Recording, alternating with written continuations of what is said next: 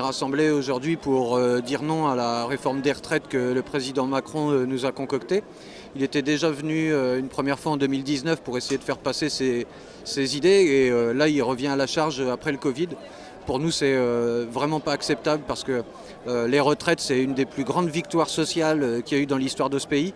Il n'y a pratiquement aucun autre pays au monde qui a un système comme le nôtre qui permet aux gens d'avoir, après leur vie de travail, un moment de liberté et de pouvoir profiter vraiment de la vie. Donc nous, il faut qu'on continue à lutter pour la préservation des services publics, la retraite publique et contre la financiarisation, la privatisation de tous ces services qui sont pour l'ensemble de la population et pas pour quelques-uns.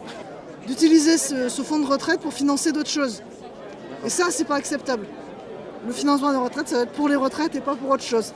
Et si on doit financer autre chose, qu'on augmente les impôts auprès des plus riches, qu'on ait plus de solidarité dans la société, mais pas qu'on prenne sur les retraites des travailleurs.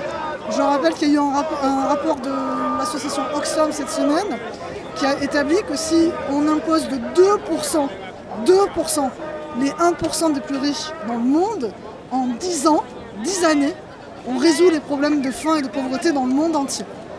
Important, surtout que cette caisse de retraite elle n'est pas déficitaire, donc il n'y a aucune raison d'y toucher aujourd'hui.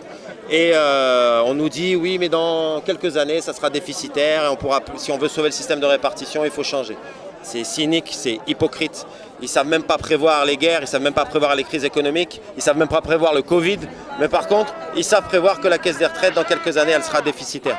Beaucoup de la population n'a pas compris, même ceux qui ne travaillent pas, qui sont à la maison avec leur éducation, mais leur enfant c'est l'avenir. Parce que chaque parent veut qu'un enfant soit médecin, professeur.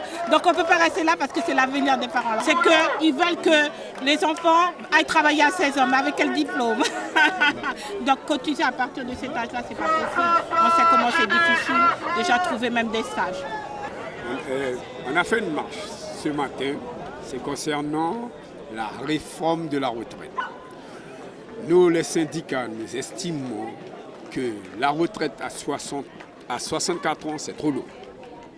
Et le président ne veut pas comprendre, donc ce sera le travail des syndicats à faire ce grand travail-là pour faire comprendre à la population et le gouvernement que la retraite, leur réforme à 64 ans, elle est trop dure.